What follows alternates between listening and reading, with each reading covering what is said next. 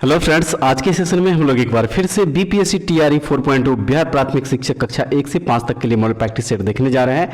रुक्मिनी यानी कि the platform publication का बुक है ये रिवाइज्ड एडिशन वॉल्यूम 2, जिसमें कि देख लीजिए यहाँ पे 20 सेट दिया गया है। 20 में से 15 जो है इसमें मॉडल प्रैक्टिस सेट है और 5 जो है देखिए प्रीवियस ईयर सेट इस बुक में जो है दिया गया है। तो आज का जो सेशन लेके आए हैं, इस सेशन में हम लोग इस बुक का प्रैक्टिस सेट नंबर 15 देखेंगे और इसमें जो है फ्रेंड्स देख लीजिए यहाँ पे टोटल जो 15 सेट दिया गया तो उसका 15वां यानी कि लास्ट प्रैक्टिस सेट आज हम लोग कवर करेंगे। और इससे पहले का जो प्रैक्टिस सेट नंबर 1 से लेके 14 तक का जो प्रैक्टिस सेट का वीडियो अपलोड किया गया है, अगर आप लोग उस वीडियो को नहीं देखे हैं तो इस वीडियो के डिस्क्रिप्शन में उसका लिंक दिया गया है। सारे वीडियो का आप लोग यहाँ से देख लीजिए या फिर हमारे चैनल के प्लेलिस्ट में भी जाके आप लोग उस वीडियो को देख सकते हैं। अलग से प्लेलिस्ट बना दिया गया है। फ्रेंड्स, अगर चैनल पर नए होंगे तो प्लीज इस चैनल को सब्सक्राइब कर लीजिएगा और बगल में जो घंटी का निशान होगा उसको प्रेस करना बिल्कुल मत भूलिएगा, क्योंकि जब भी वीडियो अपलोड करेंगे तो उसका नोटिफिकेशन आप लोगों के पास जल्द से जल्द पहुंचेगा। और पीडीएफ के लिए हमारे टेलीग्राम चैनल विलेजर्स कॉन्सेप्ट को ज्वाइन कर लीजिए, वहां से इसका पीडीएफ भी आप लोगों को मिल जाएगा रिवीजन करने के लिए। पीडीएफ लिंक इस वीडियो के डिस्क्रिप्शन में दिया गया है। साथ ही अगर आप लोग हमारे व्हाट्सएप चैनल से जुड़ना चाहते हैं तो उसका भी लिंक जो है इस वीडियो के डिस्क्रिप्शन में दिया गया है, तो आप लोग जो है वहां से ज्वाइन कर सकते हैं। ठीक है दोस्तों, तो चलिए शुरू करते हैं आज का सेशन और देखते हैं प्रैक्टिस सेट 15 का क्वेश्चन। तो इस क्रम में सबसे पहले जो है देखिए हम लोग इंग्लिश लैंग्वेज का क्वेश्चन कवर करेंगे। ठीक है, तो दिया गया है इसमें क्वेश्चन नंबर 1 से 2 तक जो है दिया गया है। कह रहा है कि fill in the blanks with suitable articles like a, an, and, the. तो क्वेश्चन नंबर जो 1 दिया गया है इसमें कह रहा है कि फुटबॉल इज ब्लैंक है most popular sport in the world, और यहाँ पे जो है सुटेबल आर्टिकल्स जो है यहाँ पे क्या करना है, चूज करना है। तो राइट आंसर इसका ऑप्शन नंबर सी द हो जाएगा। ठीक है, यहाँ पे क्या हो जाएगा, द हो जाएगा। Football is the most popular sport in the world, यानी कि ऑप्शन नंबर जो सी दिया गया बिल्कुल सही है। और चलिए अब नेक्स्ट क्वेश्चन जो दिया गया है इसमें कह रहा है कि गोवा इज ब्लैंक है ब्यूटीफुल स्टेट इन इंडिया। यहां पे जो कह रहा है कि यहां पे कौन सा सुटेबल आर्टिकल्स का प्रयोग यहां पे किया जाएगा। राइट आंसर इसका ऑप्शन नंबर ए का प्रयोग होगा यहां पे। ठीक है, A, Goa is a beautiful state in India, यानी कि ऑप्शन नंबर जो ए दिया गया है देखिए इस क्वेश्चन का यहां पे बिल्कुल सही आंसर हो जाएगा। नेक्स्ट क्वेश्चन दिया गया है इसमें क्वेश्चन नंबर 3 कह रहा है कि in which year did the constitution of India comes into force. Right answer इसका ऑप्शन नंबर जो है ई हो जाएगा। देखिए नन ऑफ द एबव हो जाएगा। ठीक है, नन ऑफ द एबव हो जाएगा, क्योंकि इसमें 26 जनवरी 1950 देख लीजिए कहीं पे भी ऑप्शन में नहीं दिया गया है। 26 जनवरी 1950 से जो हमारा संविधान लागू हुआ था यही पूछ रहा है इसमें, जो कि ऑप्शन में नहीं दिया गया है। तो इसलिए ऑप्शन नंबर जो ई दिया है देखिए इस क्वेश्चन का यहाँ पे बिल्कुल करेक्ट आंसर हो जाएगा फ्रेंड्स। और उसके बाद नेक्स्ट क्वेश्चन दिया गया है इसमें कह रहा है कि select the most appropriate option to fill in the blank. Sentence है Tukaram said that scaling every mountain peak has its on blank दिया गया है, और यहाँ पे जो है चूज करेंगे ऑप्शन नंबर सी इसका हो जाएगा चैलेंजेस जो दिया गया है देखिए ये यहाँ पे हो जाएगा। ठीक है, चैलेंजेस जो है यहाँ पे होगा ऑप्शन नंबर सी इस क्वेश्चन का यहाँ पे बिल्कुल करेक्ट आंसर हो जाएगा। और उसके बाद चलिए अब अगला प्रश्न जो है देख लेंगे, select the incorrectly spelled word. Option में जो दिया गया है कह रहा है कि इनकरेक्टली जो स्पेल्ड वर्ड है उसको क्या करना है, चुनना है। तो होटल जो यहाँ पे देखिए यहाँ पे जो लिखा हुआ है ये सही नहीं है, क्योंकि होटल जो है ये लिखा हुआ है HOTL ऐसे नहीं बल्कि HOTEL लिखा जाता है। ठीक है, TEL लिखा जाता है, तो इसलिए ऑप्शन नंबर ए इस क्वेश्चन का है सही आंसर। और नेक्स्ट क्वेश्चन में कह रहा है कि choose indirect speech from the following. Option दिया गया है he says I am going to Patna, इसको इनडायरेक्ट स्पीच में क्या करना है, चेंज करना है। सही आंसर इसका ऑप्शन नंबर बी हो जाएगा, he says that he is going to Patna. Option number जो बी दिया गया बिल्कुल सही है। और उसके बाद जो नेक्स्ट क्वेश्चन है फ्रेंड्स का रस्म है कि select the option that can be used as a one word substitute for the given group of words. One word substitution दिया गया है इसमें कह रहा है कि a person who never drinks alcohol, इसके लिए वन वर्ड जो है इसमें चूज करना है। तो ऑप्शन नंबर जो ए दिया गया है टीटो टॉलर, ये जो है देखिए बिल्कुल यहाँ पे क्या हो जाएगा, सही हो जाएगा। टीटो टॉलर का मतलब होता है वह जिसने कभी शराब नहीं पिया हो, तो इसलिए ऑप्शन नंबर ए जो है इसका देखिए बिल्कुल सही हो जाएगा। और उसके बाद चलिए अब नेक्स्ट जो क्वेश्चन हो जाएगा इसमें क्वेश्चन नंबर 8, इसको देख लीजिए, which of the following is a part of a flower. तो राइट आंसर इसका more than one of the above हो जाएगा। More than one of the above हो जाएगा, क्योंकि इसमें देखिए दो सेफल्स जो लिखा हुआ है ये भी एक फ्लावर का पार्ट है, इसके अलावा पेटल्स भी है। ठीक है, पेटल्स भी है। तो इसलिए ऑप्शन नंबर जो डी दिया गया इस क्वेश्चन का यहाँ पे क्या हो जाएगा, बिल्कुल सही आंसर हो जाएगा। और अब जो है यहाँ से हम लोग देखेंगे हिंदी लैंग्वेज का क्वेश्चन। तो इस क्रम में जो इसका पहला क्वेश्चन हो जाएगा हिंदी लैंग्वेज का, क्वेश्चन नंबर 9 में दिया गया है, कह रहा है कि रामचरितमानस के कांडों का सही अनुक्रम लिखिए। रामचरितमानस के कांडों का सही अनुक्रम लिखिए। तो इसका जो सही अनुक्रम हो जाएगा वो हो जाएगा सबसे पहले जो है बाल कांड, उसके बाद अयोध्या कांड, नेक्स्ट अरण्य कांड, और उसके बाद जो है किष्किंधा कांड हो जाएगा ऑप्शन के हिसाब से। तो ऑप्शन नंबर जो बी दिया गया है इस क्वेश्चन का यहाँ पे बिल्कुल सही आंसर हो जाएगा। अगला प्रश्न देख लीजिए, कह रहा है कि पुत्री का पर्यायवाची कौन सा होगा। पुत्री शब्द जो है इसका पर्यायवाची यानी कि समानार्थी शब्द जो है पूछ रहा है। तो सही आंसर इस क्वेश्चन का ऑप्शन नंबर सी आत्मजा हो जाएगा, आत्मजा। ठीक है, पुत्री का पर्यायवाची शब्द क्या होता है, आत्मजा होता है। तो इसलिए ऑप्शन नंबर सी बिल्कुल सही है। गिरिधर में कौन सा समास प्रयुक्त है, गिरिधर में कौन सा समास प्रयुक्त है, तो इसमें बहुव्रीहि समास हो जाएगा। ठीक है, कौन सा समास हो जाएगा, तो इसमें हो जाएगा बहुव्रीहि समास। ऑप्शन नंबर सी इस क्वेश्चन का है सही आंसर। और चलिए अगला प्रश्न देखते हैं, कह रहा है इसमें कि प्रत्येक रस में संचरण करने वाले भाव को क्या कहते हैं। प्रत्येक रस में संचरण करने वाले भाव को क्या कहते हैं, तो इसे कहा जाता है संचारी भाव। ऑप्शन नंबर बी हो जाएगा। अत्युक्ति शब्द में उपसर्ग कौन सा है, अत्युक्ति शब्द में कौन सा उपसर्ग है, तो सही आंसर जिस क्वेश्चन का हो जाएगा फ्रेंड्स वो हो जाएगा ऑप्शन नंबर ई, उपयुक्त में से कोई नहीं। ठीक है, उपयुक्त में से कोई नहीं, क्योंकि अत्युक्ति शब्द में जो है अति उपसर्ग है, और ऑप्शन में देख लीजिए कहीं पे भी अति नहीं दिया गया है। ठीक है, अत्युक्ति शब्द में कौन सा उपसर्ग है, तो अति उपसर्ग है, अति उपसर्ग, जो कि ऑप्शन में नहीं दिया गया है, इसलिए उपयुक्त में से कोई नहीं जो है इसका सही आंसर हो जाएगा। चलिए अगला क्वेश्चन देख लीजिए, क्वेश्चन नंबर 14 में दिया गया है, शेखर एक जीवनी किसका प्रथम उपन्यास माना जाता है, किसका प्रथम उपन्यास माना जाता है, तो ये माना जाता है अज्ञेय जी का। ठीक है, अज्ञेय जी का जो है ये प्रथम उपन्यास माना जाता है। ऑप्शन नंबर बी बिल्कुल सही है। इनमें से हिंदी की आदि जननी कौन सी है, इनमें से हिंदी की आदि जननी कौन सी है, सही है संस्कृत। ऑप्शन नंबर बी बिल्कुल सही हो जाएगा। अगला प्रश्न देख लीजिए, कह रहा है कि इनमें से कौन सी भाषा द्रविड़ परिवार की भाषा है, इनमें से कौन सी भाषा द्रविड़ परिवार की भाषा है, तो कन्नड़ जो है यह द्रविड़ परिवार की भाषा हो जाएगा। ऑप्शन नंबर सी में बिल्कुल सही आंसर दिया गया है। इनमें से कौन सा शब्द गंगा का पर्यायवाची नहीं है, इनमें से कौन सा शब्द है जो कि गंगा का पर्यायवाची नहीं है, तो वह शब्द है पुष्पधनवा। ऑप्शन नंबर बी बिल्कुल सही हो जाएगा। ठीक है, नेक्स्ट क्वेश्चन जो दिया गया इसमें देखिए फ्रेंड्स, कह रहा है कि मेरी तेरी उसकी बात उपन्यास के रचनाकार कौन है, मेरी तेरी उसकी बात उपन्यास के रचनाकार कौन है, तो इसके रचनाकार है यशपाल। इसके रचनाकार कौन है, तो यशपाल है। तो इसलिए ऑप्शन नंबर जो सी दिया है इस क्वेश्चन का हो जाएगा बिल्कुल सही आंसर। और अगला प्रश्न है इस सेट का कि अक्ल का दुश्मन होना मुहावरे का अर्थ क्या है, अक्ल का दुश्मन होना मुहावरे का अर्थ क्या है, तो जो सही आंसर हो जाएगा वो हो जाएगा उपयुक्त में से कोई नहीं, क्योंकि अक्ल का दुश्मन होना का मुहावरा का जो अर्थ होता है वह होता है महामूर्ख। ठीक है, क्या होता है, तो होता है महामूर्ख, जो कि देख लीजिए ऑप्शन में कहीं पे नहीं दिया गया है, तो इसलिए उपयुक्त में से कोई नहीं इस क्वेश्चन का सही आंसर हो जाएगा। और नेक्स्ट क्वेश्चन है कि कौन सा वर्ण उच्चारण की दृष्टि से दंत्य नहीं है, कौन सा वर्ण उच्चारण की दृष्टि से दंत्य नहीं है, तो वह हो जाएगा यहाँ पे देखिए ट। ऑप्शन नंबर सी हो जाएगा। हिंदी में ऋतु संहार के रचयिता कौन है, हिंदी में ऋतु संहार के रचयिता कौन है, तो इसके रचयिता है श्रीधर पाठक। ऑप्शन नंबर सी हो जाएगा इसका बिल्कुल सही। और अगला प्रश्न है फ्रेंड्स, कह रहा है कि अस्थावर का विलोम कौन सा होगा, अस्थावर का विलोम यानी कि उल्टा, तो सही हो जाएगा देखिए जंगम। ऑप्शन नंबर ए हो जाएगा। काली घटा का घमंड घटा पंक्ति में कौन सा अलंकार है, काली घटा का घमंड घटा पंक्ति में कौन सा अलंकार है, तो इसमें है यमक अलंकार। ऑप्शन नंबर ए हो जाएगा इसका सही आंसर।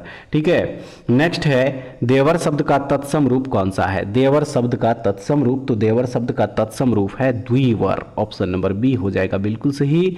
अगला प्रश्न है फ्रेंड्स, कह रहा है कि इनमें से कौन सा शब्द मछली का पर्यायवाची नहीं है, इनमें से कौन सा शब्द मछली का पर्यायवाची नहीं है, तो वह शब्द है जलोदरी। ऑप्शन नंबर बी होगा। काला घोड़ा तेज दौड़ता है में क्रिया विशेषण कौन सा है, काला घोड़ा तेज दौड़ता है इसमें कौन सा क्रिया विशेषण है, तो सही आंसर इसका हो जाएगा ऑप्शन नंबर सी। तेज जो लिखा हुआ है ये क्या हो जाएगा, यहाँ पे क्रिया विशेषण हो जाएगा। ऑप्शन नंबर सी में बिल्कुल सही आंसर दिया गया है। नेक्स्ट क्वेश्चन है जिस पुरुष की पत्नी साथ नहीं है के लिए एक शब्द कौन सा होगा? जिस पुरुष की पत्नी साथ नहीं है के लिए एक शब्द कौन सा होगा? तो वह शब्द है विपत्निक, ऑप्शन नंबर बी। पलंग शब्द का तत्सम कौन सा होगा? पलंग शब्द का तत्सम रूप जो है तो वह हो जाएगा पर्यक, ऑप्शन नंबर सी बिल्कुल सही आंसर हो जाएगा। नेक्स्ट क्वेश्चन है कि जहां बिना कारण के कार्य का होना पाया जाए वहां कौन सा अलंकार होगा? वहां पे कौन सा अलंकार होगा? तो वहां हो जाएगा विभावना अलंकार, ऑप्शन नंबर ए बिल्कुल सही हो जाएगा। ठीक है, अब चलिए अब देखते हैं अगला प्रश्न। प्रश्न नंबर 30 में दिया गया है कि हम दीवानों की क्या हस्ती है, आज यहाँ कल वहाँ चले। ये काव्य पंक्तियाँ किस कवि की है? ये काव्य पंक्तियाँ जो है किस कवि की है? तो ये काव्य पंक्तियाँ हैं भगवती चरण वर्मा जी के, ऑप्शन नंबर सी बिल्कुल सही आंसर है। फ्रेंड्स नेक्स्ट देखेंगे जनरल स्टडीज़ का क्वेश्चन। अब देखेंगे यहाँ से क्वेश्चन नंबर 31 से दिया गया है 1907 में भारतीय राष्ट्रीय कांग्रेस के अध्यक्ष कौन थे? 1907 ईस्वी में भारतीय राष्ट्रीय कांग्रेस के अध्यक्ष कौन थे? तो उस समय भारतीय राष्ट्रीय कांग्रेस के अध्यक्ष थे रास बिहारी बोस, रास बिहारी बोस, ऑप्शन नंबर जो बी दिया है यहाँ पे हो जाएगा सही आंसर। और फ्रेंड्स 1907 ईस्वी में ही सूरत में जो है कांग्रेस अधिवेशन के समय कांग्रेस का प्रथम बार विभाजन हुआ था, ऑप्शन नंबर बी बिल्कुल सही हो जाएगा। नेक्स्ट जो दिया गया इसमें कह रहा है कि किसकी मृत्यु पर जवाहरलाल नेहरू ने कहा था हमारे जीवन से प्रकाश चला गया? किसकी मृत्यु पर जवाहरलाल नेहरू ने कहा था? तो ये कहा था महात्मा गांधी की मृत्यु पर, ऑप्शन नंबर ए है इसका सही आंसर। अगला प्रश्न में दिया गया है इनमें से किसने भारत में 19वीं शताब्दी के अंत में प्लेग की जांच करने में विफलता के कारण पूना के प्लेग कमिश्नर रैंड की गोली मारकर हत्या कर दी थी? इनमें से किसने? तो देखिए इसका जो सही आंसर हो जाएगा वो हो जाएगा ऑप्शन नंबर ए दामोदर चापेकर, ऑप्शन नंबर ए जो है इसका बिल्कुल यहाँ पे सही आंसर हो जाएगा। अगले प्रश्न में है कि किस संविधान संशोधन अधिनियम द्वारा संपत्ति के अधिकार को मौलिक अधिकारों की श्रेणी से हटाकर अनुच्छेद 301 के तहत एक सामान्य विधिक अधिकार में परिवर्तित कर दिया गया? किस संविधान संशोधन अधिनियम के द्वारा? तो यह हुआ था 44वें संशोधन अधिनियम के द्वारा, जो कि 1978 ईस्वी में हुआ था, 1978, ऑप्शन नंबर बी जो है इस क्वेश्चन का हो जाएगा बिल्कुल सही आंसर। और उसके बाद चलिए अब अगला प्रश्न देख लीजिए। फ्रेंड्स कह रहा है कि इनमें से किसने गांधी जी को ब्रिटिश भारत की यात्रा करने और वहां की भूमि और लोगों के बारे में जानने की सलाह दी थी? किसने सलाह दी थी? तो ये सलाह दिया था गोपाल कृष्ण गोखले ने, ऑप्शन नंबर सी इसका हो जाएगा सही आंसर। भारतीय संविधान का कौन सा अनुच्छेद संवैधानिक विवाद में सर्वोच्च न्यायालय के अपीलीय क्षेत्राधिकार से संबंधित है? वह कौन सा अनुच्छेद है? तो याद रखिएगा वह अनुच्छेद है अनुच्छेद 132, ऑप्शन नंबर बी है बिल्कुल सही। सर्वोच्च न्यायालय में न्यायिक कामकाज के लिए किस भाषा का इस्तेमाल किया जाता है? सर्वोच्च न्यायालय में न्यायिक कामकाज के लिए किस भाषा का इस्तेमाल किया जाता है? तो वहाँ पे अंग्रेजी भाषा का इस्तेमाल होता है, ऑप्शन नंबर बी बिल्कुल सही है।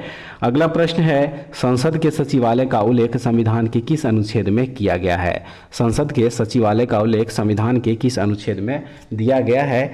तो वह अनुच्छेद है 98, ऑप्शन नंबर सी बिल्कुल इसका क्या हो जाएगा सही हो जाएगा। चलिए अब अगला प्रश्न देखते हैं। प्रश्न नंबर 39 दिया गया है कि भारत शासन द्वारा राजकीय चिन्ह कब से अंगीकृत किया गया था? भारत शासन द्वारा राजकीय चिन्ह कब से अंगीकृत किया गया था? तो ये अंगीकृत किया गया था 26 जनवरी 1950 से, ठीक है 26 जनवरी 1950 से। और भारत का राजकीय चिन्ह जो है अशोक चक्र है, याद रखिएगा, ऑप्शन नंबर बी बिल्कुल सही आंसर हो जाएगा। राष्ट्रपति अध्यादेशों को तभी लागू करते हैं जब, राष्ट्रपति अध्यादेशों को तभी लागू करते हैं जब, तो इसका हो जाएगा जब संसद का सत्र चालू नहीं होता है, तो ऑप्शन नंबर सी हो जाएगा इसका बिल्कुल सही आंसर। और फ्रेंड्स अब यहाँ से मैथ का क्वेश्चन है, इसको आप लोग खुद से सॉल्व कर लीजिएगा, ठीक है।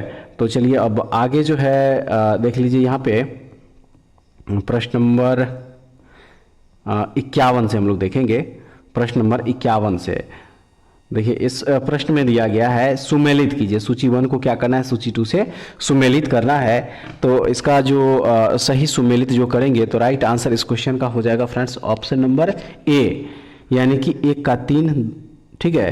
उसके बाद देखिए 1 का 3 जो होगा तो बाल विवाह जो है बाल विवाह जो है एमजी रनाडे हो जाएगा, 2 का 2 हो जाएगा ठगी प्रथा का अंत जो है कर्नल स्लीमैन के द्वारा जो हुआ, उसके बाद 3 का 1 विधवा पुनर्विवाह जो है ईश्वर चंद्र विद्यासागर के सहयोग से बंद हुआ था, और 4 का 4 हो जाएगा पिंडारियों का दमन जो है लॉर्ड हेस्टिंग्स के द्वारा हुआ था। तो ऑप्शन नंबर जो ए दिया गया है इस क्वेश्चन का है सही आंसर। और अगला प्रश्न है कि गांधी जी के साथ नमक सत्याग्रह का नेतृत्व किसने किया? गांधी जी के साथ नमक सत्याग्रह का नेतृत्व किसने किया था? तो सरोजिनी नायडू ने किया था फ्रेंड्स। ऑप्शन नंबर सी इसका हो जाएगा सही आंसर। निम्न में से किस भारतीय राष्ट्रीय कांग्रेस के अधिवेशन में जवाहरलाल नेहरू ने समाजवाद को भारत की समस्याओं को हल करने की कुंजी बताया था? किस कांग्रेस के किस अधिवेशन में? तो यह हुआ था लखनऊ अधिवेशन में। ठीक है, कहाँ हुआ था? लखनऊ अधिवेशन में हुआ था 1936 ईस्वी, ये भी याद रखिएगा। ऑप्शन नंबर बी जो दिया गया है इसका यहाँ पे हो जाएगा बिल्कुल सही आंसर। और कांग्रेस के इसी अधिवेशन की अध्यक्षता जो है पंडित जवाहरलाल नेहरू ने किया था। तो ऑप्शन नंबर बी बिल्कुल सही है। अगला प्रश्न है पूना पैक्ट किसके किसके मध्य हुआ था? किस किसके मध्य हुआ था? पूना पैक्ट जो है किस किसके मध्य में हुआ था? तो यह हुआ था अंबेडकर और गांधी के बीच में। अंबेडकर और गांधी के बीच में 24 सितंबर 1932 को पूना पैक्ट हुआ था। 1932 को पूना पैक्ट हुआ था। तो ऑप्शन नंबर सी हो जाएगा बिल्कुल सही आंसर। और नेक्स्ट क्वेश्चन है प्लासी के युद्ध में सिराजुद्दौला के साथ किसने विश्वासघात किया था? प्लासी के युद्ध में सिराजुद्दौला के साथ किसने विश्वासघात किया था? तो ये विश्वासघात किया था मीर जाफर ने। ऑप्शन नंबर ए इसका हो जाएगा सही आंसर। बिहार में परमानेंट सेटलमेंट लागू करने का कारण क्या था? बिहार में परमानेंट सेटलमेंट लागू करने का कारण क्या था? तो इसका कारण था जमींदारों के लिए वंश परंपरागत अधिकार को स्वेच्छा से हस्तांतरित करने का अधिकार। ऑप्शन नंबर बी बिल्कुल इसका हो जाएगा सही आंसर। चलिए अब अगला प्रश्न देखते हैं। प्रश्न नंबर हो जाएगा 57 और इस प्रश्न में कह रहा है महात्मा गांधी ने हरिजन यात्रा कहाँ से प्रारंभ की? महात्मा गांधी ने हरिजन यात्रा कहाँ से प्रारंभ की? सही है वर्धा से। ऑप्शन नंबर सी जो है देखिए बिल्कुल सही है। आइए अब देखते हैं अगला प्रश्न दिया गया है इस प्रश्न में कि निम्नलिखित किन आरंभिक राष्ट्रवादियों ने अंग्रेजों के आर्थिक शोषण का निकास सिद्धांत दिया था? तो सही आंसर इसका देखिए उपयुक्त में से एक से अधिक हो जाएगा। ठीक है फ्रेंड्स, आरंभिक राष्ट्रवादियों में अंग्रेजों के आर्थिक शोषण का निकास सिद्धांत जो है दादा भाई नौरोजी, इसके अलावा रमेश चंद्र दत्त, पंडित एमजी रनाडे और गोपाल कृष्ण गोखले ने दिया था। तो इसलिए उपयुक्त में से एक से अधिक जो है इसका देखिए बिल्कुल सही आंसर हो जाएगा। और नेक्स्ट क्वेश्चन है किसने अपनी पुस्तक गुलामगिरी 1873 में जो आया था में जाति व्यवस्था की कुरीतियों के बारे में लिखा था? किसने लिखा था? तो ये लिखा था ज्योति राव गोविंद राव फुले ने। ऑप्शन नंबर बी जो है देखिए बिल्कुल इसका सही आंसर होगा। अगला प्रश्न है कांग्रेस ने दिसंबर 1920 में अपने कहाँ में आयोजित हुए अधिवेशन के दौरान असहयोग आंदोलन को अंगीकृत किया था? कहाँ पे हुआ था ये? तो ये जो है फ्रेंड्स नागपुर में हुआ था। ऑप्शन नंबर सी बिल्कुल सही आंसर हो जाएगा। और उसके बाद अब जो है फिर से देखिए मैथ का क्वेश्चन है, तो मैथ का क्वेश्चन जो है फ्रेंड्स आप लोग खुद से इसको सॉल्व कर लीजिएगा। चलिए अब जो है हम लोग देखेंगे क्वेश्चन नंबर 71 से जो है फिर। ठीक है, दिया गया है इसमें कह रहा है कि राज्यपाल का वेतन किस कोष से आता है? राज्यपाल का वेतन जो है वह किस कोष से आता है? तो सही आंसर जो इसका हो जाएगा वो ऑप्शन नंबर बी होगा। राज्य की संचित निधि से जो है राज्यपाल का वेतन आता है। ऑप्शन नंबर बी बिल्कुल सही हो जाएगा। ठीक है, उसके बाद चलिए अब अगला प्रश्न जो है इस प्रश्न को देख लीजिए। प्रश्न नंबर हो जाएगा 72। संविधान के किस अनुच्छेद के अंतर्गत धन विधेयक को परिभाषित किया गया है? संविधान के किस अनुच्छेद के अंतर्गत धन विधेयक को परिभाषित किया गया है? राइट आंसर अनुच्छेद 110 में जो है धन विधेयक के बारे में दिया गया है। तो ऑप्शन नंबर जो बी दिया है देखिए इस क्वेश्चन का हो जाएगा बिल्कुल सही आंसर। और उसके बाद चलिए अब नेक्स्ट क्वेश्चन देख लीजिए फ्रेंड्स। कह रहा है कि संसद के 2 सत्रों के बीच अधिकाधिक अंतराल होना चाहिए कितना? तो राइट आंसर जो इसका हो जाएगा वो हो जाएगा 6 महीने तक। ऑप्शन नंबर बी बिल्कुल सही हो जाएगा। ठीक है, देखेंगे अगला प्रश्न इसमें प्रश्न नंबर जो 74 दिया गया है। देखिए कह रहा है इसमें कि भारत के उपराष्ट्रपति के संबंध में कौन सा कथन असत्य है? भारत के उपराष्ट्रपति के बारे में कौन सा कथन है जो कि इसमें असत्य दिया गया है? तो सही हो जाएगा इसका देखिए उपराष्ट्रपति का चुनाव भारत का राष्ट्रपति करता है, ये कथन बिल्कुल असत्य यानी कि बिल्कुल ये गलत है। ऑप्शन नंबर सी इस क्वेश्चन का बिल्कुल सही आंसर हो जाएगा। अगला प्रश्न जो दिया गया है इसमें कह रहा है कि सिक्किम भारत का एक राज्य बनाया गया था किसके अंतर्गत? सिक्किम भारत का एक राज्य बनाया गया था किसके अंतर्गत? सही आंसर है 36वें संविधान संशोधन अधिनियम के अंतर्गत जो है सिक्किम भारत का एक राज्य बनाया गया था 1975 ईस्वी में, 1975 ईस्वी में। तो ऑप्शन नंबर सी हो जाएगा बिल्कुल सही आंसर। और नेक्स्ट है, किस ग्रह को पृथ्वी के जुड़वा के रूप में जाना जाता है? किस ग्रह को पृथ्वी के जुड़वा के रूप में जाना जाता है? तो वह ग्रह है शुक्र ग्रह। कौन सा ग्रह है? शुक्र ग्रह है। और फ्रेंड्स याद रखिएगा, यह सौर मंडल का सर्वाधिक तापमान वाला ग्रह है, जिसका तापमान जो है कितना है? Plus 475 degree centigrade. Option number C इस क्वेश्चन का जो है बिल्कुल यहाँ पे सही आंसर होगा। और नेक्स्ट क्वेश्चन में कह रहा है कि हिमालय पर्वतमाला का वह हिस्सा है जो तीस्ता और दिहांग नदी के बीच स्थित है, किस रूप में जाना जाता है? किस रूप में जाना जाता है? तो ये जाना जाता है असम हिमालय के रूप में। ऑप्शन नंबर बी हो जाएगा सही आंसर। आइए फ्रेंड्स अब देखते हैं अगला प्रश्न इसमें दिया गया है, कह रहा है कि निम्नलिखित में से कौन सा युग्म सुमेलित नहीं है? युग्म है एक तरफ जो है देखिए क्षेत्र और घास का मैदान दिया गया है, कह रहा है कि सही सुमेलित नहीं है इसमें। तो अर्जेंटीना जो प्रेरीज दिया गया है, अर्जेंटीना में जो घास का मैदान पाया जाता है उसे प्रेरीज नहीं बल्कि पंपास कहा जाता है। ठीक है, इसे जो है क्या कहा जाता है? इसे फ्रेंड्स पंपास कहा जाता है, पंपास। तो इसलिए ऑप्शन नंबर ए जो है बिल्कुल सही आंसर हो जाएगा। चलिए नेक्स्ट क्वेश्चन देख लीजिए, दिया गया है निम्नलिखित में से कौन सा पर्वतीय दर्रा भारत, चीन और म्यांमार की त्रिसंधि का निर्माण करता है? वो कौन सा पर्वतीय दर्रा है? तो वह है दिफू दर्रा। ऑप्शन नंबर ए बिल्कुल सही हो जाएगा। नेक्स्ट कह रहा है हिमाचल प्रदेश में स्थित लाहौल और स्पीति घाटियां कुल्लू घाटी से किसके द्वारा जुड़ी हुई है? तो यह जुड़ी हुई है रोहतांग दर्रे से। ऑप्शन नंबर बी बिल्कुल सही आंसर होगा। नेक्स्ट क्वेश्चन में है कि इनमें से किस भारतीय राज्य का क्षेत्रफल न्यूनतम है? किस भारतीय राज्य का क्षेत्रफल? Right answer Uttar Pradesh. Option number C बिल्कुल यहाँ पे बिल्कुल करेक्ट होगा। नेक्स्ट दिया गया है कि निम्नलिखित कथनों में से कौन सा सही नहीं है? कौन सा सही नहीं है? तो देखिए सौरमंडल 2.3 बिलियन वर्ष पुराना है, यह सही नहीं है, क्योंकि सौरमंडल का निर्माण जो है लगभग 4.6 बिलियन वर्ष पूर्व में हुआ था। तो इसलिए ऑप्शन नंबर सी बिल्कुल सही आंसर हो जाएगा। नेक्स्ट है कि प्रसिद्ध पर्वतीय स्टेशन कोडाईकनाल कहाँ स्थित है? प्रसिद्ध पर्वतीय स्टेशन कोडाईकनाल कहाँ स्थित है? तो ये स्थित है पालनी हिल्स। ऑप्शन नंबर बी जो है देखिए यहाँ पे बिल्कुल सही आंसर हो जाएगा। और ये पालनी हिल्स जो है तमिलनाडु राज्य में स्थित एक पहाड़ी है। ठीक है, तमिलनाडु में स्थित है ये, तमिलनाडु, याद रखिएगा। तो ऑप्शन नंबर बी बिल्कुल सही आंसर हो जाएगा। और उसके बाद चलिए अब नेक्स्ट क्वेश्चन जो दिया गया है इस क्वेश्चन को देख लीजिए। इसमें कह रहा है कि निम्नलिखित में से किस वन को मानसून वन के नाम से जाना जाता है? किस वन को मानसून वन के नाम से जाना जाता है? तो उष्णकटिबंधीय पर्णपाती वन को जो है मानसून वन के नाम से जाना जाता है। ऑप्शन नंबर सी बिल्कुल सही आंसर यहाँ पे हो जाएगा। अरुण, वरुण और तैमूर नदियाँ नदी प्रणाली का हिस्सा है। कौन सी नदी प्रणाली का हिस्सा है? तो यह हिस्सा है कोसी नदी प्रणाली का। ऑप्शन नंबर ए। अगला प्रश्न दिया गया है सोमेश्वर श्रेणी निम्नलिखित पर्वत श्रेणियों में से किसका एक भाग है? किसका एक भाग है? तो यह शिवालिक श्रेणी का एक भाग है। Option number B. लोकसभा सचिवालय किसके सीधे पर्यवेक्षण में आता है? लोकसभा सचिवालय किसके सीधे पर्यवेक्षण में आता है? तो यह आता है लोकसभा अध्यक्ष के पर्यवेक्षण। ऑप्शन नंबर सी बिल्कुल यहाँ पे क्या हो जाएगा? सही आंसर हो जाएगा। बिहार का चौड़ी विद्रोह किस वर्ष हुआ था? बिहार का चौड़ी विद्रोह जो है यह किस वर्ष में हुआ था? तो यह हुआ था 1798 ईस्वी। Option number B. पंचायतों की वित्तीय स्थिति की समीक्षा के लिए राज्य सरकार प्रत्येक 5 वर्षों में क्या गठित करती है? राइट आंसर वित्त आयोग गठित करती है। ऑप्शन नंबर बी जो है देखिए बिल्कुल सही हो जाएगा।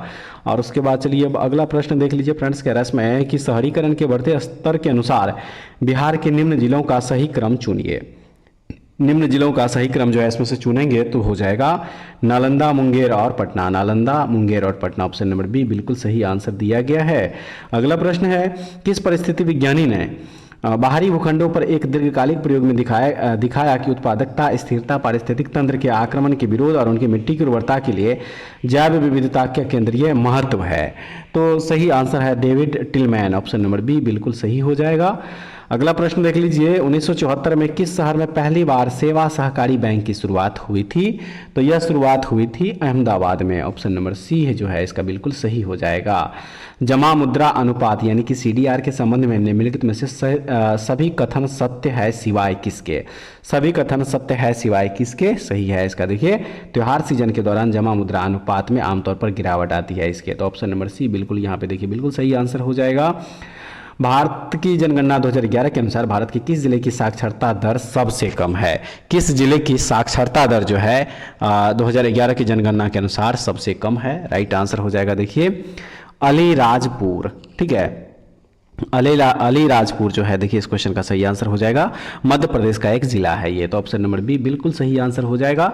चलिए अगला प्रश्न जो है, इस प्रश्न को देख लीजिए, प्रश्न नंबर हो जाएगा 95, ठीक है, प्रश्न नंबर जो है यहाँ पे हो जाएगा 95। और देखिए इस प्रश्न में कह रहा है बिरसा मुंडा अंतर्राष्ट्रीय हॉकी स्टेडियम जो देश का सबसे बड़ा हॉकी स्टेडियम है कहाँ स्थित है? तो यह स्थित है राउरकेला, ओडिशा में। ऑप्शन नंबर जो ए दिया है बिल्कुल सही आंसर यहाँ पे हो जाएगा।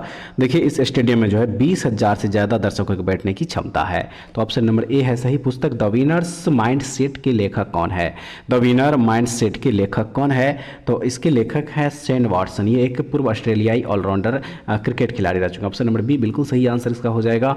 नेक्स्ट क्वेश्चन में कह रहा है केंद्रीय बजट 24-25 में वित्त मंत्री निर्मला सीतारमण ने बिहार के किस मंदिर के लिए व्यापक विकास कार्यक्रम चलाने की घोषणा की है? तो वह उपयुक्त में से इसका एक से देखिए अधिक हो जाएगा, ठीक है, एक से अधिक हो जाएगा। इसमें जो है विष्णुपद मंदिर और बोधगया में माँ बोधि मंदिर, ये दोनों हो जाएगा, तो इसलिए उपयुक्त में से एक से अधिक जो है इसका सही आंसर होगा। और नेक्स्ट क्वेश्चन है जुलाई 2024 में किस भारतीय टेनिस खिलाड़ी को टेनिस हॉल ऑफ फेम में शामिल किया गया? किस भारतीय टेनिस खिलाड़ी को?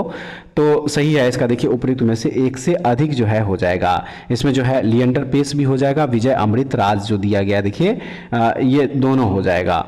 तो और इसके अलावा जो है फ्रेंड्स यहाँ पे बिल्कुल सही आंसर हो जाएगा इसका उपयुक्त में से एक से अधिक। और उसके बाद जो नेक्स्ट दिया गया इसमें कह रहा है किस राज्य की पुलिस ने डार्क टूरिज्म के खिलाफ चेतावनी देकर लोगों से आपदा प्रभावित स्थानों पर घूमने जाने से बचने का आग्रह किया है? किस राज्य की पुलिस ने? तो सही है देखिए केरल पुलिस, ऑप्शन नंबर ए बिल्कुल सही हो जाएगा।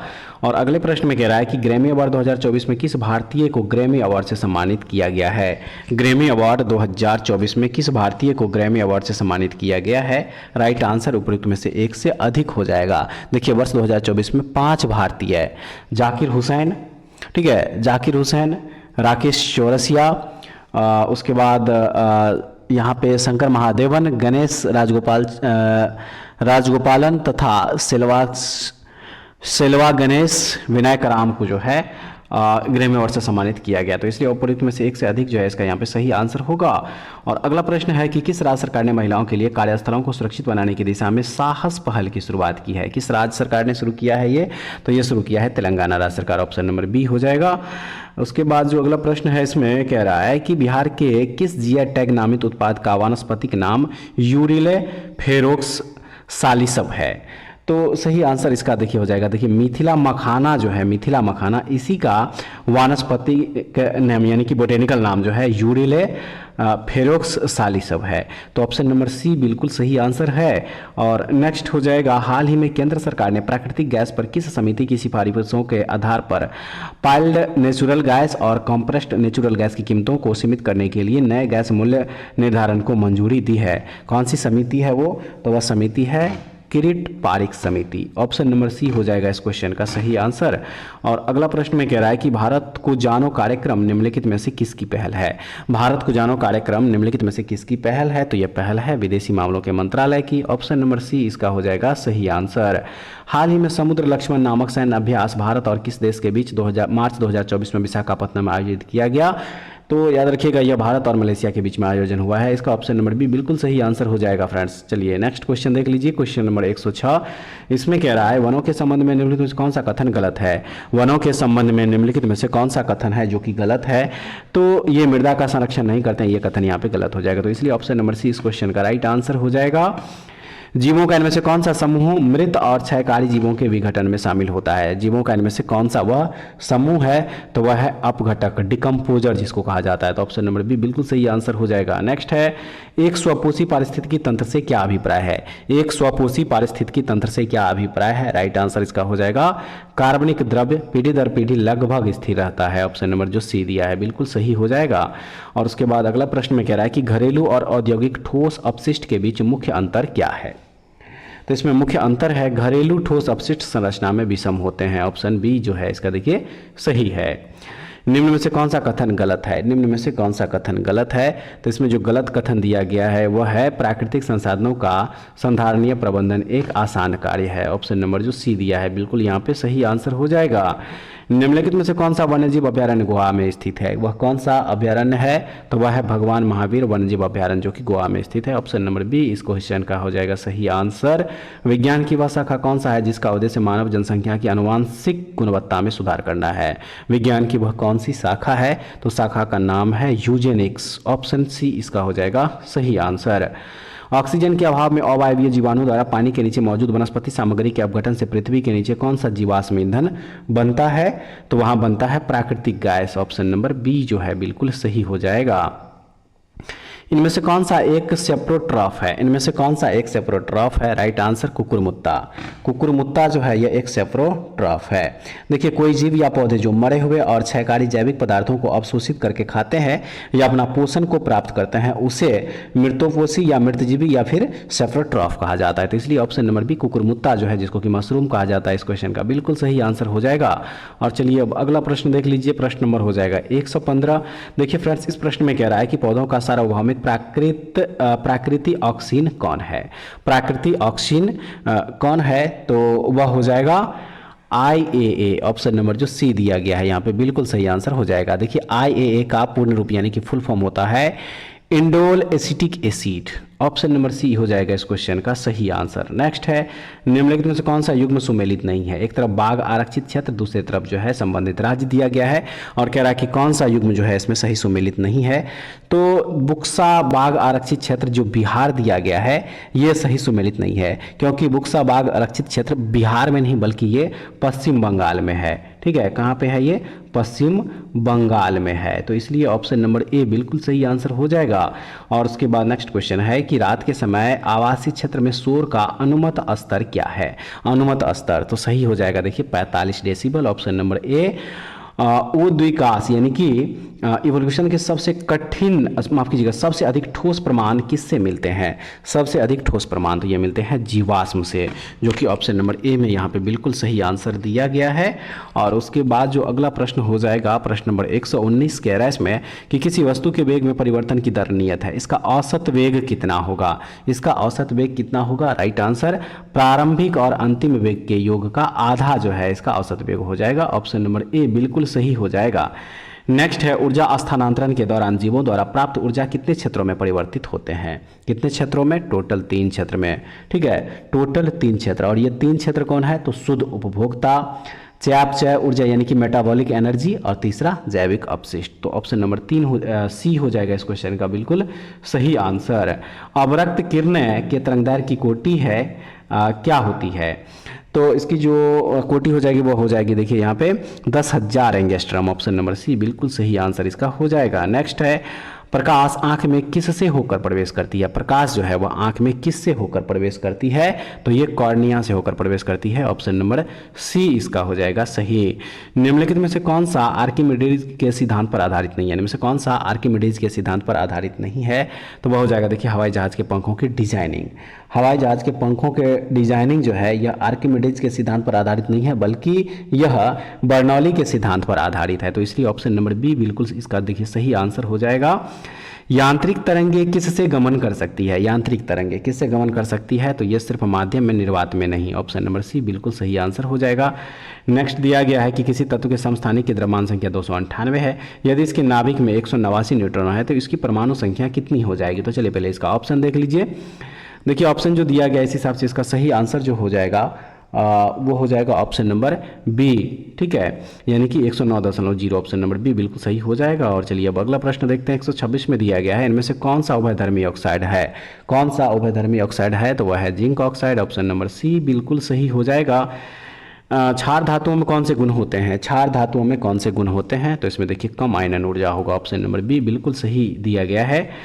अगला प्रश्न है, फोटोग्राफिक प्लेटों के काले कागजों से ढक कर क्यों रखा जाता है? फोटोग्राफिक प्लेटों को काले कागजों से ढककर क्यों रखे जाते हैं? तो इसका रीजन है कि प्लेट पर लगा सिल्वर ब्रोमाइड प्रकाश के प्रति अति संवेदनशील है, काला कागज उसे प्रकाश के संपर्क में नहीं आने देता, इसलिए। तो ऑप्शन नंबर क्या हो जाएगा? सी हो जाएगा सही।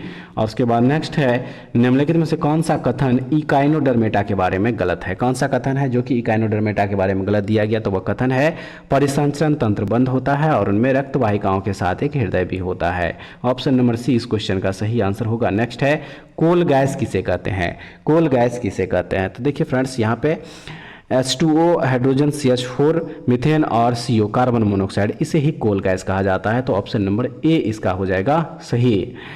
स्मॉल पॉक्स रोग किससे पैदा होती है? स्मॉल पॉक्स रोग जो है वह किससे पैदा होती है? तो यह पैदा होती है बैरियल विषाणु द्वारा। Option number B. रजत मछली यानी कि सिल्वर फिश निम्न में क्या है? सिल्वर फिश जो है वह निम्न में क्या है? तो यह है कीट। ऑप्शन नंबर जो सी दिया गया, देखिए इस क्वेश्चन का यहाँ पे क्या हो जाएगा? बिल्कुल सही आंसर यहाँ पे देखिए हो जाएगा। ठीक है, चलिए अब नेक्स्ट जो दिया गया है इसको देख लीजिए। कह रहा है इसमें कि हरित ग्रंथियाँ किससे संबंधित है? हरित ग्रंथियाँ किससे संबंधित है? तो ये संबंधित है उत्सर्जन से। Option number B. कैजुराइना क्या है? कैजुराइना क्या है? तो देखिए कैजुराइना जो है यह एक जलोद्भिद है। ऑप्शन नंबर ए हो जाएगा इस क्वेश्चन का सही आंसर। और उसके बाद जो अगला प्रश्न हो जाएगा, देखिए इस पे कह रहा है कि मेलियोडोसिस क्या है? तो ये जो है देखिए यह एक संक्रामक रोग है। क्या है ये? तो ये एक संक्रामक रोग है और इसे जो है वाटवर्म्स डिजीज भी कहते हैं फ्रेंड्स, जो कि जीवाणु से होता है। तो ऑप्शन नंबर सी इस क्वेश्चन का हो जाएगा यहाँ पे सही आंसर। और उसके बाद प्रश्न संख्या 136 से लेके 150 तक जो है रीजनिंग का क्वेश्चन है, तो आप लोग इसको खुद से सॉल्व कर लीजिएगा फ्रेंड्स। उम्मीद करते हैं कि आज का सेट भी आप लोगों के लिए काफ़ी महत्वपूर्ण सेट होगा। एक बार कमेंट्स करके बताइएगा कि आज का जो सेट था उसके क्वेश्चन का लेवल आप लोगों को कैसा लगा और टोटल इसमें से आप लोग कितना सही कर पाए।